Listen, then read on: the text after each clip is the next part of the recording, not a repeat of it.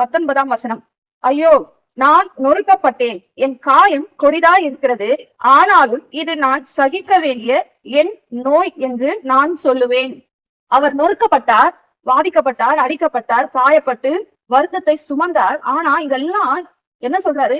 நான் சுமக்க வேண்டிய என் நோய் அப்படின்னு சொல்றாரு. அவர் இத வழியெல்லாம் சுமந்துதான் ஆகணும், இது என்னுடைய வேலை, இது நான் தான் செய்யணும் அப்படின்றத போல ஆண்டவர் அந்த இடத்துல சொல்றாரு.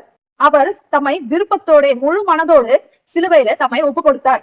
ஒரே ஒரு முறை மட்டும் கெத்செமனே தோட்டத்துல சிலுவை மரணத்துக்கு போகிறதுக்கு முன்பதாக ஜெபம் பண்ணும்போது, ஆண்டவரை நோக்கி ஜெபிக்கும் போது, பிதாவே, இந்த பாத்திரம் என்னை விட்டு நீங்க கூடுமானால் நீங்கும்படி செய்யும், ஆகிலும் என் சித்தத்தின்படி அல்ல, உம்முடைய சித்தத்தின்படியே ஆக கடவுது என்று ஜெபம் பண்ணினார்.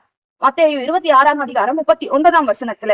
அவர் ஏன் அப்படி ஜெபம் பண்ணார்? அவர் ஜெபம் பண்ண கூட ரொம்ப நேரம் இந்த வேணாம் வேணாம் அப்படின்னு சொல்லி அவர் இழுத்து இழுத்து ஜெபம் பண்ணல. இந்த பாடுகள் அவருக்கு